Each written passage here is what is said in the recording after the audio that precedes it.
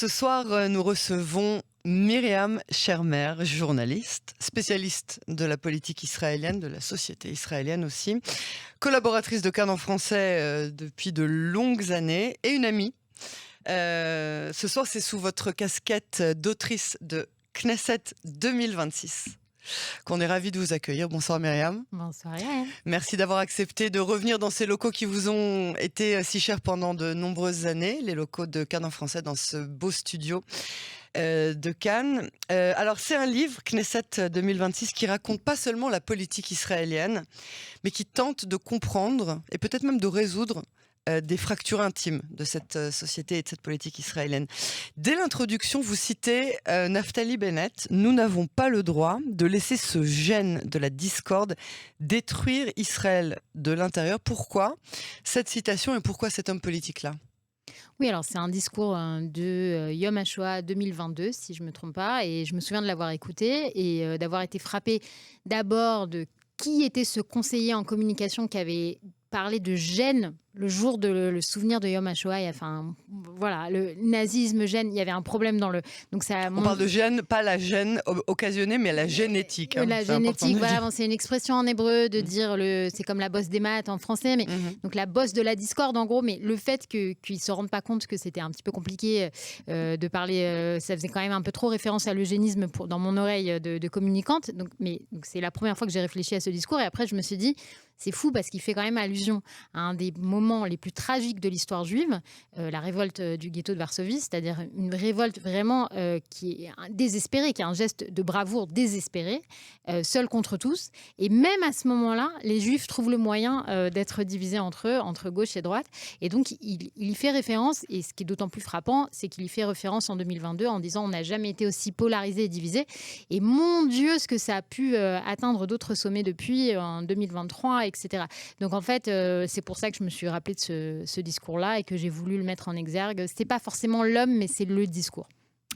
Alors, de la réforme judiciaire jusqu'au 7 octobre, de Rabin à Netanyahou, vous proposez une lecture assez inattendue.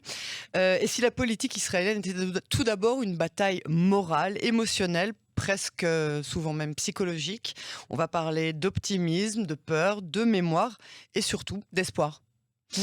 Mais on va commencer comme on le fait à chaque fois par les origines de notre invité, parce que c'est important de connaître, de comprendre votre parcours, d'où vous venez, comment est-ce que vous en êtes arrivé là et quels sont évidemment les objectifs de la suite. Vous êtes né en France ? Non. Non. Tiens donc. Non, je suis née en Israël, je suis née à Jérusalem. Ouais. Je suis israélienne de naissance et mes parents sont israéliens. Je parle mieux français que mes parents, c'est-à-dire que moi, j'ai vécu l'Aliyah dans l'autre sens. C'est-à-dire que moi, je suis arrivée en France à 4 ans avec des parents qui étaient immigrés, bon, expats en l'occurrence, mais qui n'avaient pas du tout les codes. Vraiment, je peux vous raconter des anecdotes à hurler de rire de comment c'était complètement en décalage avec l'environnement bourgeois français dans lequel on vivait. Mes parents qui vraiment comprenaient rien à rien, le tu, le vous, enfin tout quoi. Moi, j'étais la petite israélienne qui avait pas les codes. En France, on se fait souvent taper sur les doigts quand on n'a pas la politesse. La politesse, voilà, les mœurs. Les mœurs. On m'envoyait un sandwich à l'avocat pour mon 10 heures. Mes petits camarades choqués. Enfin voilà, j'étais. Ils avaient quoi, un pain au chocolat? Voilà, du sucré. On mange pas salé avant midi en France. Mais voilà, c'est-à-dire que moi, donc j'étais l'étrangère en France. Et j'ai grandi là-bas. J'ai grandi vraiment entre plusieurs cultures, entre Israël et la France, entre mes parents qui étaient ashkénazes et séfarades. Et je le dis pas forcément dans le livre, mais en réalité, la génération des millénials, les années 80, on est très peu à être... moi, quand j'étais petite, à un moment donné, en Israël, on m'a dit « Ah, mais toi, t'es métisse ». Métisse. On dit pas ça. On dit pas ça. Mais venant de France, ça me faisait beaucoup rigoler. Mais c'est vrai que les mariages ashkénazes et séfarades étaient relativement rares. Moi aussi.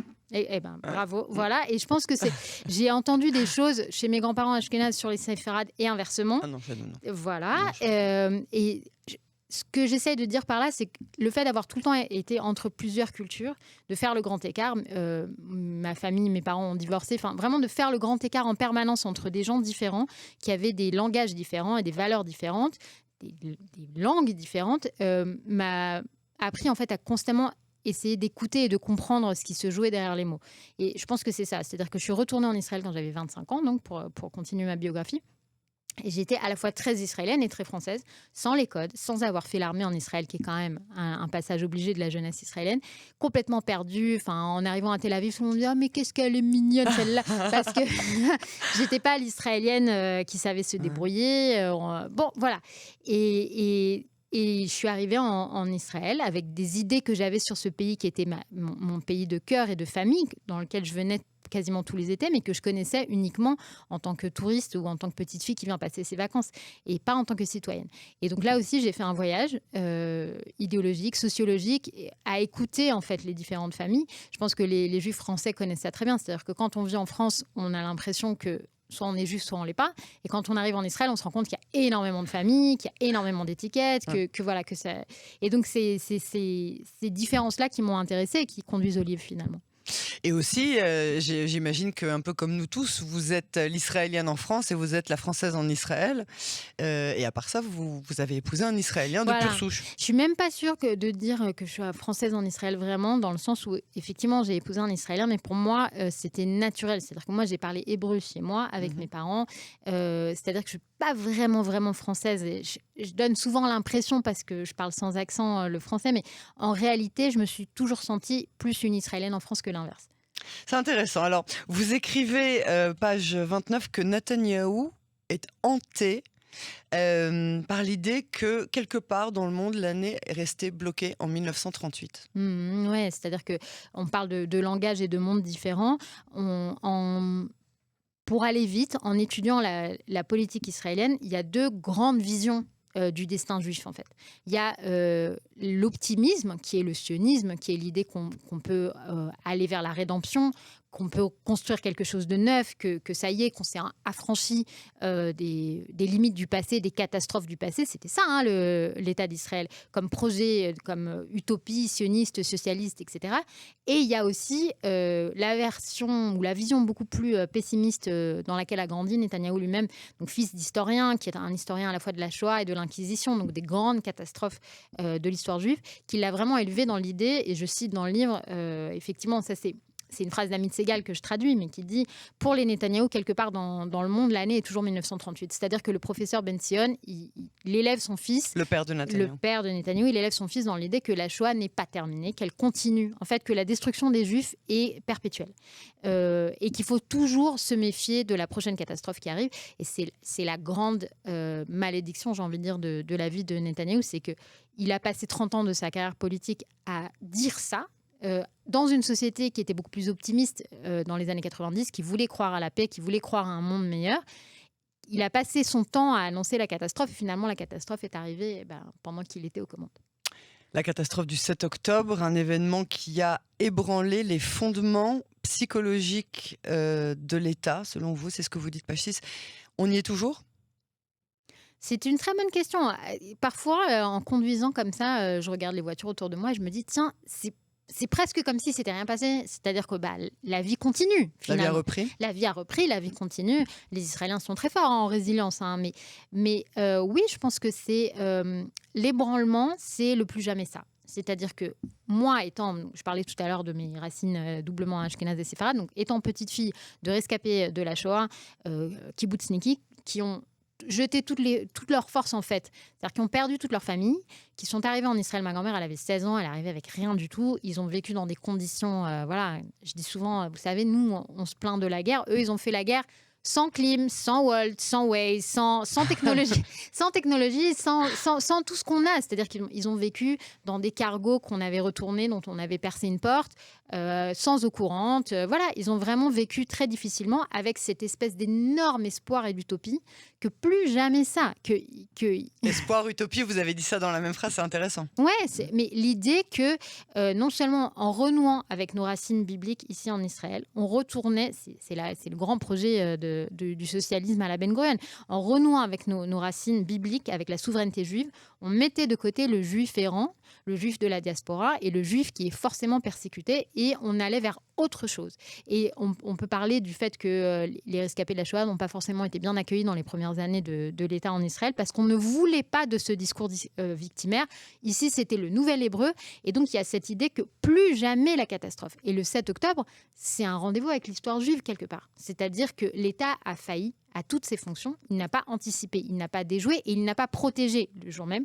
L'armée n'est pas arrivée. S'il y a bien un traumatisme du 7 octobre, c'est les gens qui crient dans les vidéos « ça va, où est l'armée ? Où est la police ? Où est la police ? Où sont les secours ? Où est l'État ? Où est l'État qui est censé me protéger ? Et les gens sont morts ce jour-là, seuls dans un pogrom. Abandonnés, seuls face à leurs assaillants. Abandonnés par un État qu'on croyait tellement fort. Qu'on croyait inébranlable. Donc oui, dans ce sens-là, c'est la fin d'un mythe de toute puissance et c'est la fin d'une idée que Israël était forcément, qu'il y avait un avant-après de la Shoah et qu'Israël garantissait. Alors bien entendu, moi je suis plutôt optimiste de nature justement, j'ai toujours dit c'est la Shoah en un seul jour. C'est-à-dire qu'on a vécu une mini Shoah par balle, mais on l'a arrêtée au bout de 24 heures, ce qui n'est pas le cas. C'est-à-dire que malgré tout, on a repris la main. Donc ça reste une réparation. C'est pas la même chose que vivre la Shoah désemparée sans armée. D'accord ? C'est comme la fameuse phrase que ça vous fait quoi de voir une étoile de David sur un tank ?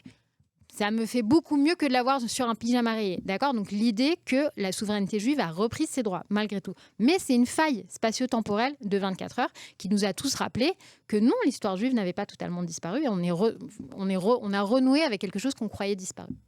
Vous dites que la sidération a laissé place à une mobilisation de 360 000 réservistes en 24 heures. Vous êtes directement concerné par ça, hein ? Vous aussi. Oui, c'est vrai. Tout le monde l'est. Tout le monde. Bah, c'est ça, c'est que ça n'a rien d'exceptionnel en Israël. Ça n'a rien d'exceptionnel. Mais c'est vrai que, alors je vais en profiter pour citer mon éditeur Arthur Cohen, qui préside aux éditions Hermann, qui non seulement fait de l'excellent travail à la tête des éditions Hermann, mais qui en plus a fait de l'excellent travail avec moi. C'est-à-dire que j'ai eu la chance de travailler directement avec lui et il m'a fait réécrire le livre 3 fois, ce qui est très bien. Certainement pour un premier livre, mais tout court. C'est-à-dire que l'ego de l'auteur, moi, je ne l'ai pas du tout. Je lui ai toujours dit fais-moi tout changer si tu veux, parce que justement, il m'a donné confiance à force de refaire. Et pourquoi je dis ça ? C'est parce que dans la première version, je racontais un peu plus, parce que c'était aussi plus près du 7 octobre. J'ai commencé à écrire juste au début de la guerre.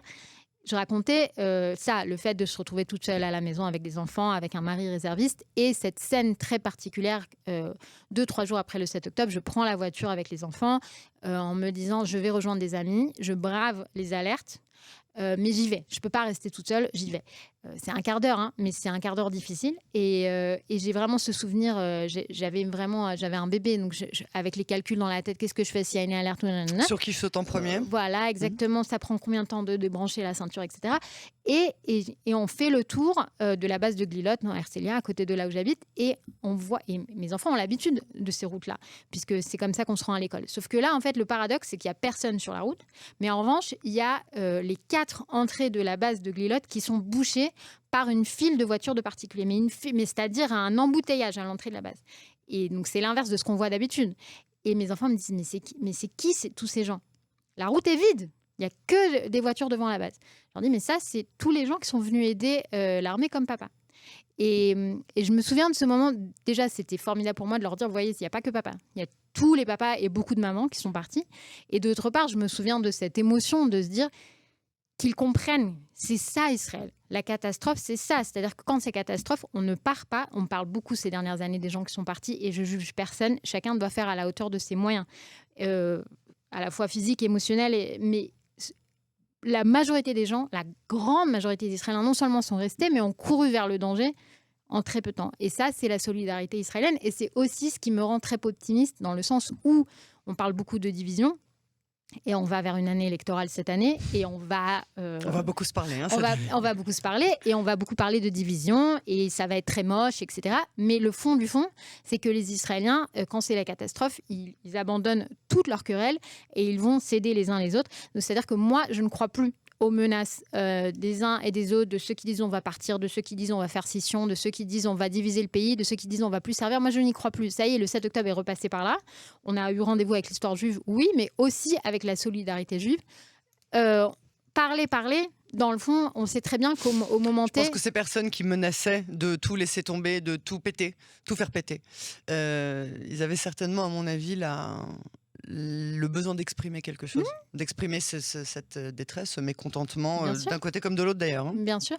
Mais d'ailleurs, mon livre, j'ai eu une critique récemment, la politique israélienne sur le divan. Je considère que le travail, effectivement, c'est de dire on va arrêter d'en arriver là. C'est comme un couple qui va en thérapie. Qui va en thérapie, qui ne s'entend plus. Et je dis aussi souvent, la réaction qu'on a eue juste après le 7 octobre, c'est-à-dire plus jamais le 6 octobre, plus jamais un mot plus haut qu'un autre et tout ça, ça non plus, ça marche pas. C'est un peu comme le couple qui se jure de plus jamais se disputer devant les enfants. Mais qui n'a rien réglé, mais qui essaye de mettre les problèmes sous les tapis. Évidemment que dans des moments de crise, c'est un moment fort de solidarité qu'on a laissé tomber les querelles. Mais l'idée qu'il ne faut plus évoquer ne serait-ce que nos problèmes, c'est pas non plus une solution. C'est pour ça que l'idée du livre, c'est vraiment une thérapie, c'est-à-dire de prendre chacune des familles politiques, de dire voilà quelles sont leurs valeurs, voilà ce qui est mal compris de la part des autres familles politiques, voilà leur traumatisme. Chaque famille porte une cicatrice et une blessure. Et voilà, il y a cette phrase de Lacan que je cite à la fin dans la conclusion qui dit « Aimer, c'est essayer de donner ce qu'on n'a pas à quelqu'un qui n'en veut pas. » C'est bien, hein, c'est bien. Et je considère que chacune des familles politiques israéliennes a un grand projet qu'elle défend et qu'elle essaye de dire aux autres « Mais voyez tout ce que je sacrifie pour vous ». Et les autres familles politiques disent mais on n'en veut pas de ton truc. Et il y a cette espèce de blessure permanente de dire mais voyez tout ce que je donne, tout ce que je fais, tout ce que je sacrifie, c'est-à-dire les orthodoxes. Mais on se sacrifie pour la Torah et vous vous rendez pas compte de ce qu'on est en train de faire. Et les sionistes religieux, on se sacrifie pour la terre d'Israël et on habite dans des endroits dangereux et on fait ça pour vous. Et les autres secteurs qui leur disent mais nous, les implantations, c'est votre délire, ça nous regarde pas. Et la gauche, le mainstream libéral israélien qui dit mais nous, on fait tourner la Startup Nation, on fait tourner les institutions démocratiques et vous nous marchez dessus. C'est-à-dire que chacun se sent incompris fondamentalement dans les valeurs qu'il défend. Et ce que j'essaye de dire, c'est que c'est pas l'un au prix de l'autre, c'est l'un et l'autre ensemble. Alors, vous écrivez justement qu'Israël est une société fragmentée en communauté. Est-ce qu'elle est fragmentée? Et vous êtes en train de me dire qu'elle est réconciliable. Alors, réconciliable, pas au sens des bisounours. D'accord ? Pas au sens des bisounours. Ça ne veut pas dire qu'il n'y aura plus jamais de problème. Ça veut dire c'est comme la maturité dans le couple ou dans la famille où on a bien compris qu'on était différents. On va accepter de vivre avec... Ouais, on a bien compris qu'on était différents, qu'on avait des valeurs différentes. Parfois, avec ses parents, on a des valeurs très différentes ou avec son partenaire, et qu'on a des besoins différents. La base, c'est le respect. La compréhension de pourquoi un tel ou tel j'ai besoin de X, Y, Z, il faut que tu me donnes mon espace, que tu me respectes. Et ensuite, comment on fait fonctionner au quotidien ? Ok, j'ai besoin de me lever tôt, j'ai besoin de me coucher tard. Comment on fait fonctionner ? Enfin, comment ça se passe dans une famille fonctionnelle, quoi, qui s'entend plus ou moins bien. À propos de la société fragmentée, je dis dans le livre, on dit souvent, quand on fait la Hasbara israélienne, etc., on dit Israël fait la taille du New Jersey, c'est tout petit. Hein, c'est un argument dont on sert souvent. Alors, pour faire une comparaison plus compréhensible pour les Français, Israël fait la taille de la Bretagne. D'accord ? C'est la région française qui fait à peu près la taille d'Israël, donc 22 000 m² sans les territoires disputés, 28 000 m² avec les... D'accord ? Donc, toute l'histoire, c'est 28 000 m². Et pour en revenir avec le New Jersey, la comparaison, ce qui est intéressant avec les Américains, c'est qu'on fait la taille d'un seul État américain, mais en revanche, on a la même diversité idéologique que tous les États-Unis compris. C'est-à-dire qu'on a des populations extrêmement conservatrices, comme les Américains, et des populations extrêmement progressistes, comme les Américains. Sauf que nous, au lieu d'avoir 350 millions de gens et un continent entier à nous, on a un micro-pays et 10 km entre Tel Aviv et Bnei Brak et pas d'État fédéral. Donc, rien pour amortir, en fait. Nous, on se marche dessus, mais avec des identités extrêmement, extrêmement variées et différentes. Et l'avantage aussi, c'est qu'on a plein d'amis autour de nous. Plein. Vous posez la question, et ça c'est important, en parlant de la définition de l'État, celle qu'avait donnée Ben Gurion, un État juif et démocratique, ou bien démocratique et juive. Est-ce que l'ordre des mots a encore un sens politique aujourd'hui ? Oui, mais ça définit beaucoup de ce que les deux camps, pour lesquels les deux camps se disputent. Mais pour moi, c'est... Regardez, je vais vous donner une illustration de ce que je veux dire. Là, on est en train de conduire une interview toutes les deux, à Jérusalem, dans la capitale historique juive.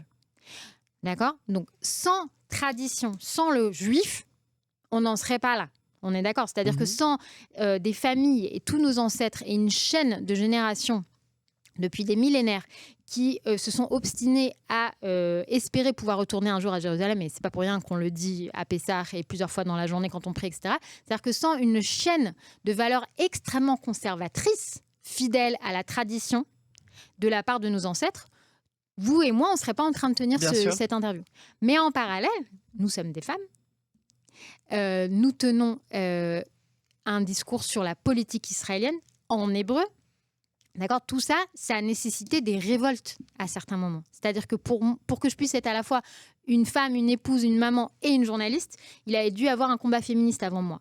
Pour qu'on puisse se parler en hébreu, il a dû y avoir des révolutionnaires sionistes utopistes qui ont dit c'est pas qu'une langue de la prière, c'est une langue moderne et on va la moderniser. Pour qu'il y ait de la politique israélienne, comme tous les autres pays, il a dû avoir des sionistes complètement fous, des jeunes idéologues qui ont dit, vous savez quoi, les rabbins qui nous disent de rester en Europe et d'attendre le Messie, eh ben ça suffit, on a arrêté de vous écouter. Nous, on fait venir maintenant le Messie, on retourne, on fait la révolution. C'est-à-dire qu'en fait, qu'est-ce que j'essaie de dire par là? C'est que pour moi, à mon tout petit niveau, je vis en permanence le juif et démocratique. Je vis les deux valeurs, c'est-à-dire que l'un n'existe pas sans l'autre. Il n'y aurait pas d'État d'Israël sans l'obstination juive de vouloir retourner dans notre pays. Mais en même temps, il n'y aurait pas toute cette modernité, la Startup Nation, et le fait qu'en tant que femme, etc., que toutes les révolutions, les combats de ce siècle-là n'existeraient pas non plus en Israël sans le démocratique. Et les gens qui veulent oublier l'un des deux, à mon avis, ils se tirent une balle dans le pied. Je me demande s'ils veulent oublier ou s'ils veulent prioriser l'un des deux, l'un sur l'autre. Enfin bon, ça c'est leur histoire. Je voudrais qu'on parle de ce modèle, de cette image de l'éléphant et du cavalier, et savoir si vous pensez que l'éléphant israélien est-ce qu'il est plus puissant qu'il n'a jamais été? Alors, pour expliquer ce que c'est, je m'appuie dans le livre sur Jonathan Haidt, qui est un psychologue juif américain, qui explique en fait pourquoi les gens ne... Le livre n'a pas été traduit en français d'ailleurs, il est traduit en hébreu et en anglais. Enfin, il a été écrit en anglais, il est traduit en hébreu. Et en hébreu, le titre, c'est « Pourquoi vous avez toujours raison ». D'accord. En réalité, en politique, on a toujours l'impression qu'on se dispute qu'on argumente sur des faits, alors que c'est pas le cas. On argumente d'abord sur des intuitions morales. C'est-à-dire on le sait ça, on a d'abord une idée globalement parlant de ce qu'on pense dans la vie, et ensuite on prend position sur X, pour ou contre l'avortement, pour ou contre le mariage pour tous. Voilà. En général, d'abord on a des valeurs et ensuite... D'accord, donc le débat n'est jamais objectif. En fait, c'est ça ce qu'il dit. C'est qu'il dit qu'on pense que notre raison nous conduit, alors qu'en fait, c'est plus comme un éléphant et un cavalier. C'est-à-dire que l'éléphant, c'est les intuitions morales qu'on a tous, qui viennent de notre éducation, qui viennent de notre culture, qui viennent aussi de notre personnalité. Est-ce qu'on est plus ouvert au changement ou est-ce qu'on est plus fermé? Est-ce qu'on considère le monde comme menaçant ou au contraire comme un champ des possibles? D'accord. Et donc, on a un éléphant qui va avoir un dilemme moral et qui va tout de suite emprunter un chemin instinctivement. Et ensuite, le cavalier, ah oui, mais moi, c'est parce que X, Y, etc. C'est pour ça que c'est pas très bon pour le business, ce que je dis, mais en fait, 99% des débats sur les réseaux sociaux, etc., ils ne servent absolument à rien, parce que les gens ne se convaincront jamais, en fait, en argumentant sur les faits. On parle de systèmes de valeurs différents. Alors, vous expliquez que plus le monde paraît menaçant, plus on se tourne au final vers les valeurs conservatrices. Est-ce que le 7 octobre a fait basculer la morale du pays? Oui, c'est-à-dire que c'est Jonathan Haidt. En fait, il dit qu'on a 6 grandes valeurs, d'accord, qui sont les fondements de toutes nos idées politiques. C'est la compassion, d'accord, la justice, la liberté, d'accord. Et ensuite, on va vers les valeurs plus conservatrices. C'est l'autorité, la loyauté et le sacré, le sens de la pureté, d'accord. Et donc, les libéraux ont tendance à se concentrer sur les premières. Les 3 premières. Et les conservatrices, c'est à considérer les 6 en même temps. Le débat sur l'avortement aux États-Unis, c'est une très bonne illustration. Les libéraux disent, les progressistes disent la liberté de la femme. Les conservateurs disent la pureté, la sanctité de la vie. D'accord. Ils ne parlent pas de la même chose en réalité. D'accord. Donc ça, c'est globalement. Effectivement, plus on considère comme le monde comme effrayant, menaçant, difficile, plus on va aller vers les valeurs conservatrices en disant l'autorité, la loyauté, le sacré, c'est-à-dire se protéger de l'extérieur. Et oui, en ce sens-là, les Israéliens étaient un peuple beaucoup plus optimiste quant à la résolution possible du conflit israélo-palestinien avant le 7 octobre. C'est-à-dire que c'est pas compliqué. Hein, quand on va voir les kibbutznikim, les gens qui ont été attaqués le matin du 7, ils nous disent « Nous, on a tendu la main, on a cru, on a voulu être pacifiste, on a cru au fait que de l'autre côté de la barrière, il y avait des gens qui étaient comme nous, qui voulaient vivre en paix, qui avaient les mêmes valeurs que nous. » Et en fait, finalement, à ce moment-là, ça éclate en disant « Non, pas tout le monde n'a les mêmes valeurs que moi. Ils souhaitent des choses différentes, ces Gazaouis-là. Donc oui, donc je me replie vers des valeurs plus conservatrices, vers la loyauté à mon propre peuple, vers l'autorité, la sanctité, etc. » Alors, vous parlez beaucoup, c'est un leitmotiv dans votre livre, d'optimisme et de pessimisme. Vous opposez Rotem Sela à Benjamin Netanyahou. C'est particulier quand même comme théorie, hein. Expliquez-nous. Bon, alors déjà, on va expliquer qui c'est Rotem Sela pour les auditeurs francophones peut-être. Donc c'est une actrice, mannequin, présentatrice israélienne, une des plus belles femmes du show business, hein, très clairement. Et pourquoi je me sers d'elle? Parce que là aussi, c'est comme ce que me disait le discours elle de a ce sourire éclatant, elle a ce sourire, comme le vôtre. elle est très belle. Et elle a pas sa langue dans sa poche non plus, elle a des opinions. Et je raconte une histoire, donc on est au premier tour des élections en 2019, tout est calme en Israël à ce moment-là, vraiment, hein, on n'a pas de guerre, enfin c'est par rapport à ce qu'on a vécu. J'allais dire, tout est relatif. Tout est calme. Tout est relatif, mais on est dans une période relativement stable pour Israël et la campagne s'annonce totalement classique à ce moment-là.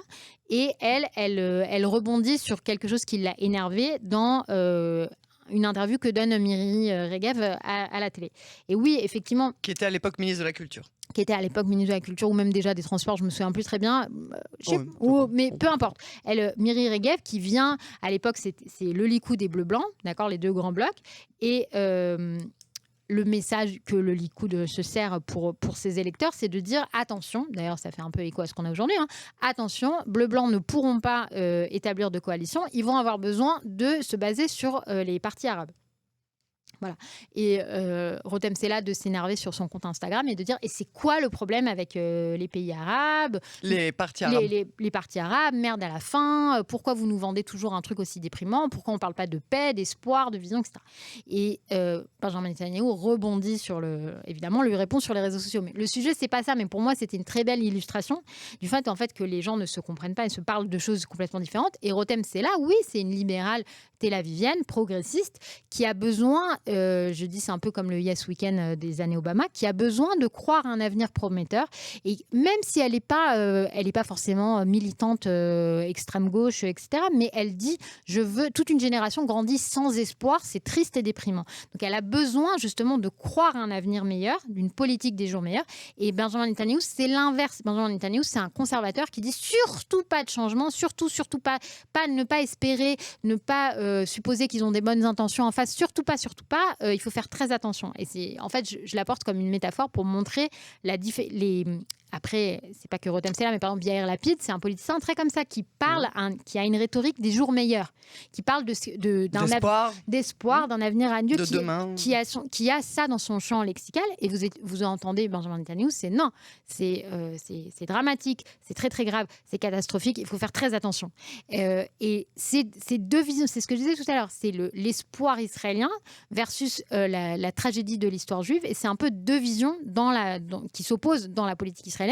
La droite traditionnaliste, pas la droite religieuse, qui elle croit à une utopie messianique, à une rédemption qui va arriver, donc il y a un optimisme. La droite traditionnaliste, c'est une droite qui a peur, c'est une droite qui dit pas trop de changements, surtout pas. Nous venons du monde arabo-musulman, on a des mauvaises expériences, on n'a rien de formidable à proposer, surtout pas de changement, d'accord ? La droite sécuritaire, mais comme les républicains aux États-Unis ou comme, je sais pas moi, De Gaulle en France, c'est ça, c'est pas trop de changement, pas trop d'utopie, ne pas faire la révolution, c'est casse-gueule, d'accord ? À ce moment-là, et Benjamin Netanyahou, il représente ça d'abord. C'est ça, chez les Netanyahou, chaque ombre annonce le pire. Du coup, selon vous, c'est un pessimisme qui protège ou qui enferme ? C'est toute la question, c'est-à-dire que la grande tragédie de Benjamin Netanyahou, c'est qu'aujourd'hui, il y a plus d'Israéliens qui sont d'accord avec lui que par le passé, d'accord ? C'est-à-dire que quand il commence sa carrière dans les années 90,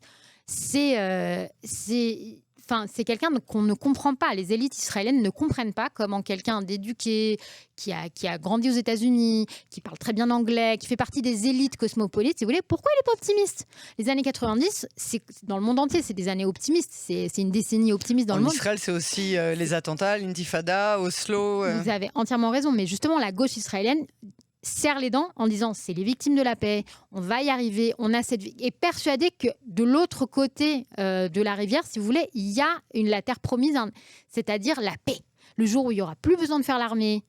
Non mais vraiment, je cite dans le livre cette phrase. On parle du fait que la paix est quelque chose d'imminent dans les années 90. On y croit totalement. Ouais. Et d'ailleurs, on y parvient avec la Jordanie, avec l'Égypte avant, etc. C'est-à-dire que ça paraît à portée de main. Et pour la gauche israélienne, le problème, c'est Netanyahou, cet homme perpétuellement maussade, toujours de mauvaise humeur, toujours en train de tirer la gueule et toujours en train de dire attention. Et la tragédie de cet homme-là, c'est et sa famille n'hésite pas à recourir à la métaphore dreyfusarde, je suis persécuté parce que je défends le peuple juif, etc. Pour lui, il a endossé ce rôle de Cassandre. Et le drame, c'est qu'il était aux commandes pendant que la catastrophe est arrivée le 7 octobre. Et pour moi, c'est le grand paradoxe de ce personnage. C'est aussi pour ça qu'il n'arrive pas à s'excuser. C'est parce que c'est reconnaître en fait que toute cette crainte, tout ce pessimisme, en fait, ne lui a pas permis d'anticiper la catastrophe. Pendant le Covid, on a beaucoup parlé du fait que Netanyahou a anticipé la catastrophe, qu'il est allé chercher les vaccins tout de suite. C'est quelqu'un qui aime dire j'anticipe, je vois venir, je suis pas comme... Je vous protège, j'ai tout compris. Je suis le gardien d'Israël. On lui demande comment il veut qu'on se souvienne de lui dans les pages de l'histoire. Il dit le gardien d'Israël. Quand on lui parle du coût de la vie, il dit oui, mais moi je protège la vie, pas le coût de la vie, je protège la vie.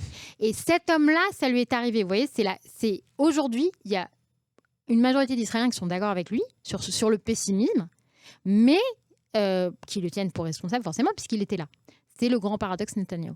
Et le paradoxe, enfin pas le paradoxe, mais je veux dire, cette comparaison que vous faisiez entre Rotem Sella et Netanyahou, elle est aussi valable pour Yair Lapid qui lui dit « Je suis le total, la somme de mes espérances ». C'est encore au début en 2026. Ouais, mais c'est ça, c'est fascinant parce que Yair Lapid, il n'a pas été épargné par la vie non plus. Sur le plan personnel, il a perdu sa sœur dans un accident. Sa fille est atteinte d'autisme sévère. C'est un Israélien qui a grandi en Israël avec toutes les guerres, avec le terrorisme. Seconde génération de la Shoah. Complètement. C'est-à-dire qu'il y a toutes les raisons d'être pessimiste. Mais Yair Lapid représente cette Yeb Seder, ce leitmotiv israélien mais toutes les chansons israéliennes qui parlent d'un lendemain qui chante, et si c'est pas demain, ce sera après-demain, et l'année prochaine. Mais c'est sur ces bases-là, ma grand-mère, qui a perdu toute sa famille dans la Shoah, elle avait besoin de croire à quelque chose. Ce moteur a fait des miracles pour Israël. C'est la ferveur qui a permis de créer l'État d'Israël. Donc, est-ce que ça existe plus après le 7 octobre? Non, je ne crois pas, parce que c'est la Startup Nation aussi. Israël a fait preuve d'une résilience extraordinaire. Qu'on a vu à tous les niveaux.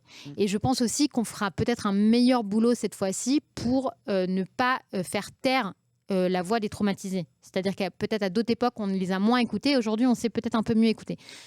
Mais oui, les Israéliens sont moins optimistes aujourd'hui et Yair Lapid a plongé dans les sondages. Et pourquoi? C'est parce que la vision qu'il défend est moins entendable aujourd'hui. Vous racontez, si on parle maintenant de la gauche israélienne et notamment d'Yitzhak Rabin, la colombe achetée le soir de son assassinat. C'est un souvenir qui a structuré votre vision politique? Oui, mais peut-être pas dans le sens que vous l'entendez. C'est-à-dire qu'effectivement, le hasard a voulu que j'avais 11 ans, moi, ce soir-là, que j'ai eu le droit de m'acheter une petite colombe en granit ce jour-là.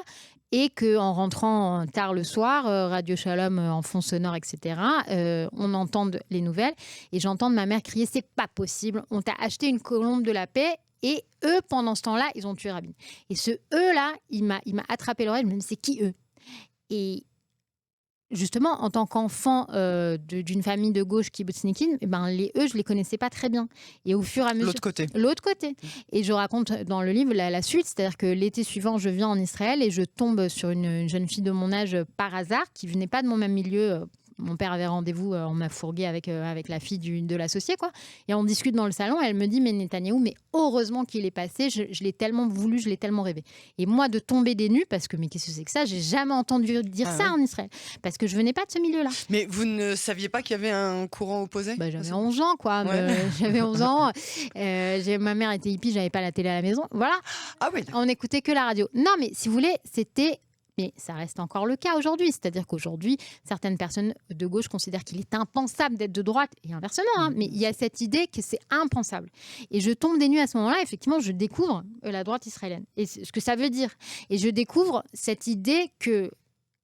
Quand je parlais tout à l'heure que chaque famille politique a son trauma, la famille de gauche israélienne, son grand trauma, c'est l'assassinat d'Yitzhak Rabin par Yigal Amir, donc extrémiste d'extrême droite, c'était un peu un pléonasme, mais issu des milieux d'extrême droite israélienne, et qui en a fait une espèce de réalité alternative comme ça, dans laquelle, si jamais Yitzhak Rabin n'avait pas été assassiné, peut-être que la paix aurait eu une chance.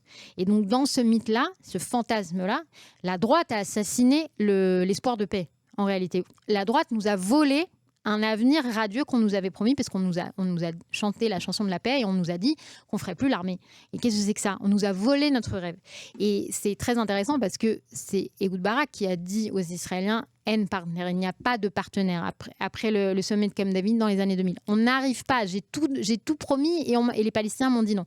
Mais les Israéliens de gauche sont restés sur cette idée que si jamais le sang n'avait pas coulé ce soir-là, du 4 novembre 1995, peut-être qu'aujourd'hui, on vivrait dans cette réalité alternative et cette politique des jours meilleurs, justement. Et Benjamin Netanyahou a toujours été le réceptacle, en fait, de cette déception, quelque part. Et il en a fait un motif de persécution personnelle, quoi. Vous parlez d'utopie, vous dites aussi, page 44, que la paix a remplacé le socialisme comme grande utopie. C'est quoi aujourd'hui la grande utopie de la gauche israélienne? C'est ça qui est fascinant. Je pense qu'on peut dire que c'est... mais là aussi, c'est difficile à dire, est-ce que ça tient le coup? Avant le 7 octobre, pendant l'année 2023, c'était les institutions libérales, les institutions démocratiques, la Cour suprême, l'ordre international libéral. D'accord, cette idée, comme en France, on peut défendre le front républicain ou l'anti-Trumpisme aux États-Unis, c'est-à-dire défendre la démocratie. Il y avait cette idée des gens qui allaient manifester, qui disaient on défend l'état de droit, on défend l'ordre libéral des choses, on défend Israël en tant que démocratie. Et je pense que ça va être intéressant de voir quelques années après la guerre comment ça va tourner ça, parce que d'une part, l'État a failli le 7 octobre. D'accord, donc c'est la faille des institutions, de l'armée, etc. Et d'autre part, l'ordre international, le fameux Front républicain et tout ça, a trahi Israël aussi. C'est-à-dire que les grandes organisations de gauche ont trahi, les grandes démocraties n'ont pas soutenu, ou en tout cas n'ont pas été jusqu'au bout de leur soutien. C'est-à-dire que cette idée de l'ONU, les institutions, les grandes ONG de gauche qui vont défendre les victimes, quelle que soit leur religion, leur confession, leur couleur, tout ça n'a pas joué en fait après le 7 octobre. Donc c'est une bonne question aujourd'hui. Je pense qu'aujourd'hui, vous parlez encore à la gauche israélienne, ils vont vous dire on défend l'état de droit, on défend la démocratie, mais je pense qu'ils ont pris un coup dans l'aile aussi depuis le 7 octobre. Vous parlez de 2019, vous rappelez d'ailleurs que les Arabes israéliens représentent 20% de la population. Alors, est-ce que vous avez le sentiment qu'ils sont davantage intégrés politiquement ou davantage instrumentalisés ? Oui, alors c'est ça. Alors, si je parle de fractures et de traumas pour chacune des familles, pour les Arabes israéliens, il y a peut-être moins un trauma un événement précis qu'on peut pointer du doigt, mais il y a en permanence un déchirement identitaire, c'est-à-dire de dire on vous donne notre assentiment en tant que citoyen, enfin on fait partie de l'État juif en fait finalement, mais on a une identité palestinienne et le monde entier passe son temps à nous dire que c'est incompatible. Et donc, il y a un déchirement identitaire. Et je pense, mais c'est quelque chose qui commence avant le 7 octobre, en 2021, effectivement, pendant on a les émeutes des gardiens des murs, etc. On a en fait les deux extrêmes. C'est-à-dire qu'on a à la fois des Arabes israéliens qui vont lyncher des Juifs, qui vont se révolter contre l'État juif, qui vont rejeter l'identité israélienne complètement. Et on a Bon, je vais le dire autrement. Et après, quand ils arrivent au 7 octobre, c'est poussé jusqu'au bout cette logique. C'est-à-dire qu'on a soit des Arabes israéliens qui vont aller jusqu'au bout de leur identité palestinienne, de dire je veux rien avoir avec l'État juif, je veux rien avoir avec Israël. On a des actrices, je ne sais pas si vous vous souvenez, mais des actrices arabes israéliennes qui vont être arrêtées parce qu'elles vont défendre le 7 octobre. On a toutes sortes de vedettes du showbiz. Aux États-Unis, on a une chanteuse qui est arabe-israélienne, qui a commencé sa carrière ici, qui était allée aux États-Unis, qui, l'année dernière, ça a fait scandale, qui a proposé un concert à Haïfa, en Palestine, à ses fans, d'accord, donc qui est une Reima Hassan, qui ne reconnaît absolument pas la légitimité de l'État d'Israël. Donc on a l'identité palestinienne et on a aussi l'identité israélienne qui va être beaucoup plus forte. Après le 7 octobre, c'est la première fois que les Arabes israéliens s'identifient massivement avec l'État hébreu, on voit dans les sondages qui disent qu'ils condamnent ce que le Hamas a fait et qui considèrent que oui, l'État israélien est à défendre. Déjà, d'une part, ils ont été attaqués eux-mêmes, puisqu'on a 40 victimes arabes israéliennes. On a des otages bédouins. Bien sûr. Dans les forces de l'ordre, on a des gens qui ont défendu Israël. On a des très belles histoires comme ça de gens qui ont tout donné ce jour-là.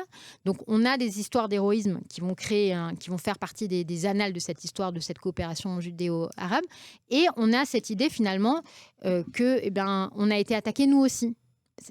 Et on n'a pas envie que l'État d'Israël disparaisse, et donc on va le défendre. Donc en fait, je dis que le déchirement continue, il va davantage se radicaliser. Page 20-21, vous évoquez aussi l'ambiguïté de certains députés arabes, ça dépend des partis. On va essayer de réfléchir ensemble si c'est une ambiguïté qui est politique ou justement identitaire. Et surtout, je parle en termes de schizophrénie, après le 7 octobre, comment est-ce que cette double identité a évolué au sein de la classe politique arabe-israélienne? C'est tout le drame des Arabes israéliens, c'est que la cause palestinienne, elle hijack en fait finalement la politique. Elle kidnappe. Oui, elle la détourne quoi. Elle la détourne. C'est-à-dire que plutôt que de s'occuper des besoins des Arabes israéliens qui ont besoin de meilleures infrastructures, qui ont besoin d'investissements dans des projets communautaires, qui ont besoin de forces de police pour aider à régler cette épidémie de violence et de criminalité qui existe dans le secteur. Et qui continue.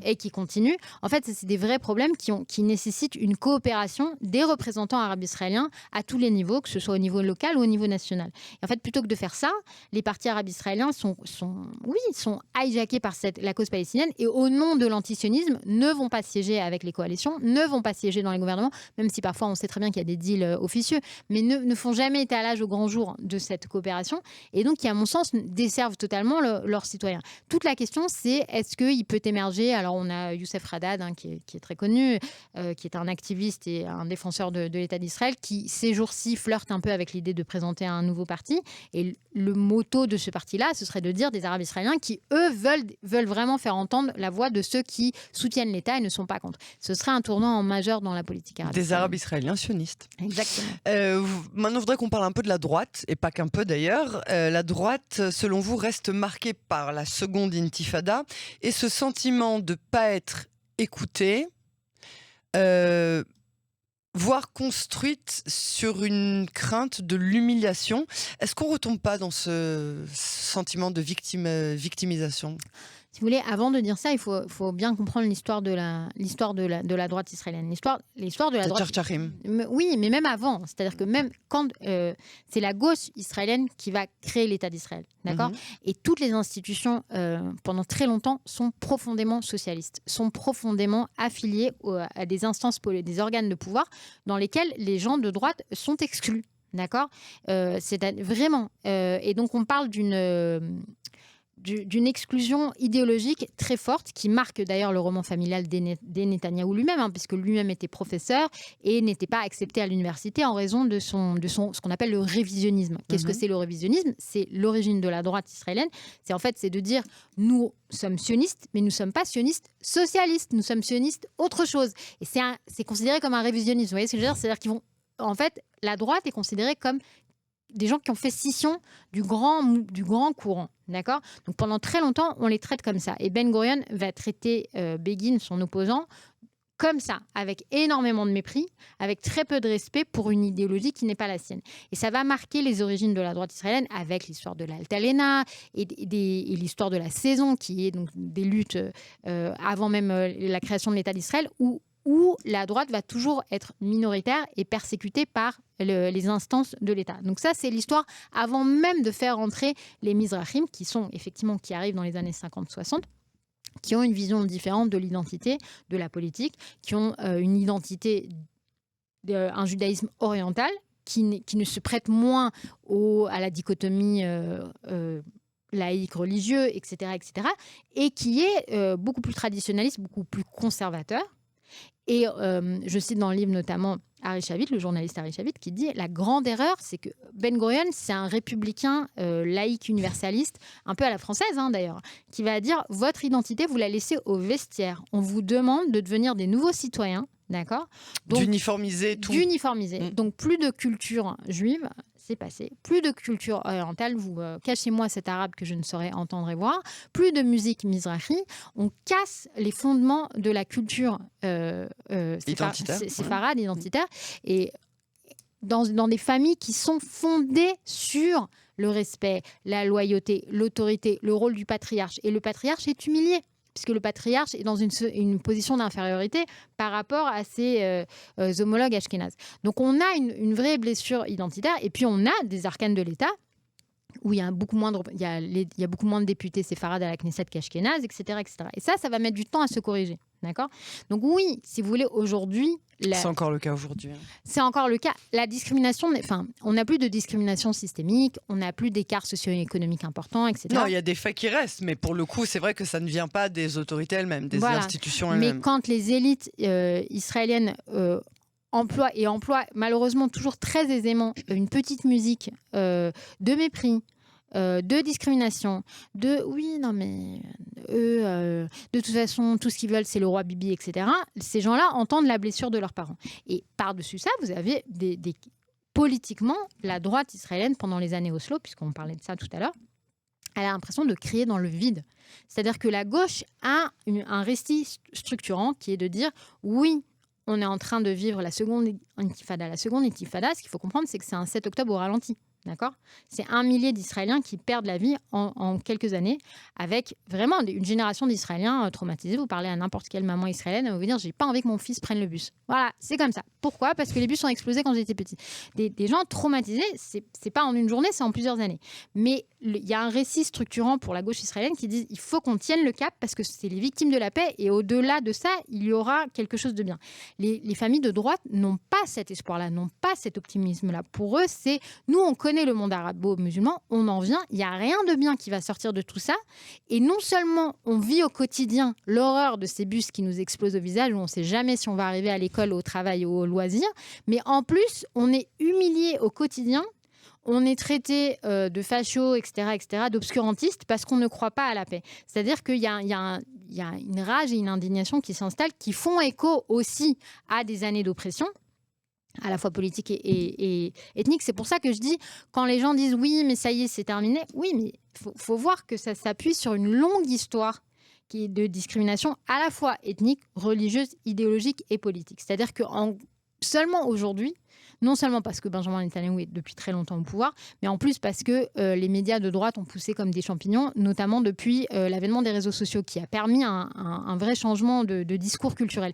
Mais ça fait 10 ans, en fait. Avant ça, les gens, et encore aujourd'hui, les gens de la droite vont vous dire on n'est pas entendu, notre discours n'est pas considéré comme légitime par les élites israéliennes. Et vous parlez justement de Netanyahou comme un outsider. Et pourtant, ça fait 15 ans qu'il est au pouvoir. Oui, mais lui, c'est lui qui se considère comme ça, qui dit qu'il a grandi comme ça.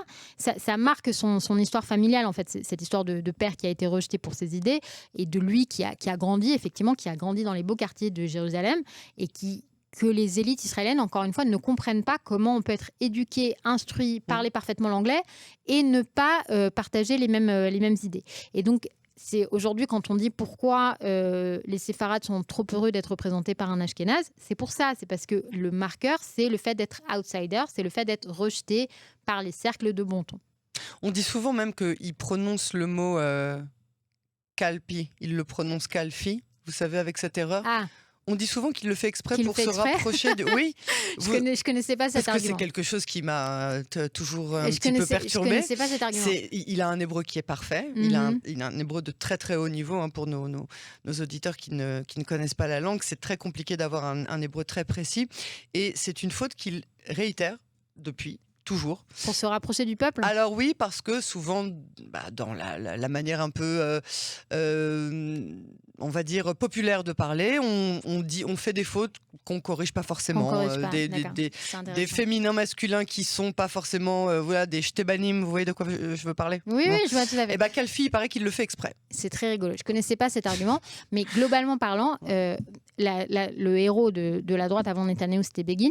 Et Begin non plus, c'est pas un séfaradi, il est né en Pologne, d'accord ? Mais donc c'est très drôle, c'est-à-dire que Ben Gurion et Begin et Menachem Begin sont tous les deux nés en Pologne, d'accord ? Donc deux juifs ashkénazes a priori, mais qui vont venir représenter des sensibilités très différentes, parce que Begin, lui, il met en avant justement les valeurs de la droite, la dignité, la fierté. Quand il s'adresse aux électeurs, il y va en tailleur. En costume. Il parle un langage. On a la fameuse discorde du début des années 50. C'est ce que oui ou non il faut accepter les indemnités de l'Allemagne post-nazie. C'est-à-dire que Ben Gurion considère que oui, que ça va nous aider économiquement et qu'on en a besoin. Donc les victimes de la Shoah soient indemnisées par l'Allemagne. Et Menachem Begin, mais il dit qu'il n'en est pas question, qu'il en va de l'honneur juif. On ne prend pas un sou de ces gens-là. Vous voyez ce que je veux dire ? Bien sûr, ça fait partie de cette même état d'esprit. C'est le pragmatisme versus la dignité juive. Et Begin a toujours mis en avant la dignité juive, la fierté juive. Et c'est des valeurs qui parlent à la droite. Donc c'est pas qu'un conflit ethnique, c'est un conflit de valeurs culturelles. Alors vous évoquez, maintenant je voudrais qu'on s'attaque un petit peu, ou pas qu'on s'attaque, qu'on évoque la population ultra-orthodoxe, les populations ultra-orthodoxes. Vous évoquez la rancœur croissante envers eux, parce qu'ils ne servent pas dans l'armée, ils ne partagent pas le fardeau du reste de la population, certains d'entre eux ne travaillent pas. On est toujours en plein dedans, depuis 77 ans maintenant. C'est un peu le centre de la majeure partie des problèmes et de la société israélienne et de sa politique. Oui, c'est un sujet qui préoccupe la politique israélienne depuis très longtemps et qui devient de plus en plus central maintenant. C'est-à-dire que dans les années 70-80, la population orthodoxe était beaucoup plus petite et donc ça n'avait pas le même impact qu'aujourd'hui, quand on sait qu'en plus, elle double tous les 25 ans, cette population orthodoxe, avec un taux de natalité très élevé de plus de 6 enfants par femme. Donc forcément, ça intéresse plus les Israéliens aujourd'hui qu'il y a 20 ans ou il y a 30 ans. Ça, c'est une évidence. Mais au-delà de ça, ce que j'essaie d'expliquer dans le livre, c'est là aussi, c'est de comprendre l'origine du conflit. Ça veut dire quoi ? Ça veut dire que pourquoi les ultra-orthodoxes refusent de servir ? Parce qu'elle est là, en fait, la question. Et c'est ce que je pense que les laïcs peut-être ne comprennent pas du tout. C'est-à-dire que les ultra-orthodoxes sont, le nom l'indique un petit peu, sont fidèles aux valeurs ultra-conservatrices, donc autorité, loyauté, sanctité, pureté. Ça veut dire que pour eux, la vie ne consiste uniquement à transmettre la valeur juive, l'identité juive et les valeurs juives à la génération suivante. C'est la protection ultime de l'identité juive. Pendant très longtemps, les Juifs ont vécu dans des ghettos séparés du reste de la population. D'accord ? Donc, il n'y avait pas besoin d'être ultra-orthodoxe, puisque de toute façon, il y avait des barrières. Et avec l'émancipation, avec les Lumières, etc., les Juifs sortent du ghetto. Et donc, à ce moment-là, les rabbins, qui vont devenir les rabbins ultra-orthodoxes, ont une réaction en disant « Le danger, maintenant, il ne vient pas seulement des non-juifs, il vient des Juifs eux-mêmes, qui ne vivent pas de la même manière. » Les ultra-orthodoxes ont peur de perdre leur identité ultra-juive au contact d'autres juifs en Israël qui vivent différemment. C'est la raison pour laquelle ils ne font pas l'armée. Une des raisons. C'est la raison. C'est la raison. C'est-à-dire qu'ils disent, ils ont peur de l'influence non. Qu'est-ce que ça dit ? Bon, ça, c'est évidemment un débat, mais qu'est-ce que ça dit du fondement de la certitude de leur conviction ? L'idée, c'est qu'il faut, et je refais l'historique dans le livre, c'est qu'il faut protéger à tout prix l'identité et que si ce n'est pas une protection active, constamment sur ses gardes, alors on perd son identité. Je remonte à l'Inquisition espagnole où les Juifs avaient le choix entre la conversion forcée ou l'exil. Ou la mort, non ? Ou l'exil, la mort, les persécutions. Bon. Ouais. Et il y a des Juifs qui ont choisi la conversion pour maintenir leur vie en Espagne. Les maranes. Exact, mais pas que. Qui vont choisir l'Espagne plutôt que l'identité juive. D'accord ? Avant, vous savez qu'il y a un midrash que la sortie d'Égypte, pas tout le peuple n'est venu après Moïse. Vous savez ça, il y a Ouais, bien sûr. un cinquième. Et pourquoi un cinquième. Et pourquoi c'était le cinquième qui ne s'était pas assimilé. C'est ceux qui n'avaient pas changé leur nom, qui n'avaient pas changé leur habit. Bon, c'est un midrash, hein, mais c'est l'identité. C'est les ultra-orthodoxes, si vous voulez. C'est les ultra-orthodoxes de l'époque. Ou alors les sionistes. Mais c'est leur idée, c'est qu'en fait, si on ne fait pas un travail actif, constant, pour se protéger constamment d'influences étrangères, alors on a son identité qui se dilue. Je ne suis pas en train de justifier, je suis en train d'expliquer. Donc le grand conflit, en fait, aujourd'hui, il est là. Alors, je voudrais qu'on parle, avec les quelques instants qui nous restent avant de passer à la conclusion, je voudrais qu'on parle de l'utilisation des chansons. C'est quelque chose qui revient beaucoup dans votre livre. Vous ouvrez par exemple le chapitre Rabin avec la chanson pour la paix, Shir LaShalom. Qu'est-ce que ça évoque Vous écrivez que cette chanson devient vraiment l'hymne de la paix aujourd'hui, du camp de la paix. Ouais, mais je me sers d'une chanson pour parler du traumatisme du désengagement, qui est une chanson de Hanan Ben-Ari, Ima Imra Kecholte, où il parle en fait du désengagement. On s'en rend pas tout de suite compte, mais en écoutant les paroles, on se rend compte. Où je me sers d'une autre chanson qui parle des années Oslo versus les années Yom Kippour, etc. Pourquoi ? Parce que je pense qu'une chanson, c'est comme une image, quoi. Une image vaut 1000 mots, une chanson vaut des dizaines de milliers de mots. C'est-à-dire qu'elle arrive à capturer une émotion et une blessure. Et si mon idée directrice du départ, c'est de mettre la politique israélienne sur le divan, c'est de dire on en est à un stade d'un mariage très compliqué. Il faut beaucoup de thérapie. Et donc, il faut saisir la souffrance, il faut saisir les non-dits, les douleurs. Parce qu'en politique, on a tendance à parler uniquement de colère. Rationnel, enfin oui. Oui, ou de... Ouais. Voilà, on va mettre en avant le conflit. Ouais. Et les réseaux, en plus, renforcent ça énormément. La chanson parle de la souffrance. Et vous savez, je vous parlais tout à l'heure des éléphants. Oui, bien sûr. Jonathan Haidt, dans son livre, il dit que, donc effectivement, les éléphants sont imperméables à la logique, mais on raisonne pas avec un éléphant, mais ils sont très perméables à l'empathie. Ouais. C'est-à-dire qu'ils sont capables d'entendre les êtres humains. C'est pas pour rien qu'ils se racontent des histoires depuis toujours, et que les contes, etc., ça véhicule des valeurs. C'est parce que quand c'est habillé par une histoire, alors on arrive à s'ouvrir et à écouter différemment. Et c'est le thérapeute qui va vous dire que c'est ce qu'il espère qui va se passer sur le divan. C'est que les gens arrêtent de s'accuser mutuellement et qu'ils vont commencer à s'écouter. Et pour moi, une chanson, c'est une façon beaucoup plus directe de comprendre une souffrance. Lapid aussi, il écrit être israélien pendant la seconde intifada. C'est aussi quelque chose que vous citez dans votre livre parce que effectivement c'est un dialogue qui est différent. Pourtant, Lapid écrit beaucoup de textes. Il a toujours écrit beaucoup de textes. C'est des mots différents, c'est des intonations différentes. Et je parle aussi d'une chanson ultra-orthodoxe, la chanson de l'année dernière où on dit on ne croit pas à ce pays d'hérétiques et on ne se présentera pas. D'accord ? Les chansons disent la vérité, toute crue, toute nue. Et il suffit d'écouter en fait. Et vous citez Billy Wilder qui dit que les optimistes ont fini à Auschwitz. C'est pour montrer quoi ? Bon, ça, c'est pas une chanson, c'est un proverbe, mais c'est une citation. Mais oui, c'est pour dire que vous avez bien compris, moi, je suis plutôt optimiste.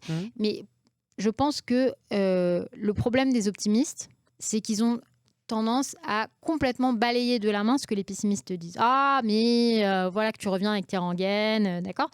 Et oui, les optimistes ont fini à Auschwitz. Et la suite de la phrase, c'est les optimistes ont fini à Beverly Hills. C'est-à-dire que ceux qui sont partis à temps, qui ont vu arriver le danger, ont réussi à se sauver contrairement aux autres.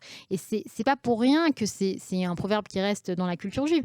C'est un avertissement qui fait aussi partie du 7 octobre notamment. C'est-à-dire que quand Israël ne veut pas voir, il vaut mieux être pessimiste et finir à Beverly Hills que dans l'autre sens. Pour conclure cet entretien, qu'est-ce que vous souhaitez à ce pays ? Qu'est-ce que je souhaite à ce pays ? Moi, je crois profondément, comme je vous ai dit tout à l'heure, qu'il n'y a pas besoin d'être ou libéral ou conservateur. Il y a besoin de danser une danse infinie entre les deux. Parce que, en fait, c'est la grande force d'Israël d'être juif et démocratique à la fois. C'est ce qui fait notre vitalité, notre résilience. Et c'est ce qui fait notre particularité, le charme. Les gens qui viennent ici, ils en parlent tous, du charme israélien. Du fait qu'on est à la fois capable d'être extrêmement moderne, extrêmement individuel, et en même temps de faire beaucoup plus d'enfants que l'Occident et d'avoir une espèce de tradition, d'amour de la tradition, de la transmission. Pour moi, c'est les deux. Les deux, mon général. Je vous le dis souvent, Oui. les deux, mon général. Et je pense que de la même manière qu'on est Startup Nation en technologie, en agriculture, en médecine et tout ça, on a besoin de mener la voie, d'être innovant en politique, parce que on dit souvent que les Israéliens sont fort mal représentés, que c'est un peuple magnifique et mal représenté à la Knesset. Mais je pense surtout qu'Israël, s'il y a bien quelque chose que le 7 octobre prouve, c'est qu'on ne peut pas se permettre d'être moyen politiquement. C'est pas possible d'être médiocre. Ouais, c'est ça. On arrive à la catastrophe en étant médiocre. Et beaucoup de démocraties ont les mêmes problèmes que nous, la polarisation. En France, il vient d'avoir un assassinat, en tout cas un meurtre, une mort politique. Un assassinat, oui, complètement. Même si c'est pas encore déterminé juridiquement, voilà, on a un mort politique. Donc c'est-à-dire que la polarisation dans les sociétés, les extrêmes des débats politiques renforcés par les algorithmes sur les réseaux sociaux, le fait que la radicalité, le fait que les régimes autocratiques, que ce soit la Chine, la Russie, etc., se mêlent de nos histoires sur les réseaux sociaux parce que ça leur fait leurs bonnes affaires, quand les démocraties sont paralysées par leurs débats internes. Tout ça, c'est une réalité qui, nous, on a vu en premier rang ce que ça fait et à quelle catastrophe ça peut conduire. Donc on ne peut plus se permettre. Donc je pense que non seulement on ne peut plus se permettre pour nous, pour notre sécurité, d'être aussi nuls en politique interne, mais en plus on peut montrer la voie et en faire... Les Israéliens sont désordonnés, oui, mais dans la Startup Nation, ils sont excellents. Donc on peut aussi être excellent en politique, il n'y a pas de raison. Et je pense que la base de la base, c'est commencer par avoir davantage de respect pour les valeurs qu'on ne comprend pas. Et une fois qu'on aura davantage de respect, alors on peut trouver des solutions pragmatiques, efficaces. Tout ce qui fait le sel de la Startup Nation peut être appliqué aussi aux affaires publiques, mais ça passe d'abord par un vrai nettoyage émotionnel et c'est ce que j'essaie de faire dans le livre. Et qu'est-ce qu'on vous souhaite à vous pour ce livre Knesset 2026, que c'est votre premier ouvrage. Merci d'être venu le présenter. Qu'est-ce qu'on peut vous souhaiter? Que beaucoup de gens l'achètent, le lisent, voilà. Que ce soit le premier d'une liste de nombreux d'entre eux et que vous soyez tranquille avec vous, votre famille, comme tout le reste de ce pays. Merci beaucoup, Myriam Shermer, d'être venue jusqu'à nous dans les locaux de Cannes en français. C'est toujours un plaisir de vous avoir et cette fois physiquement avec nous. À très très bientôt. Merci.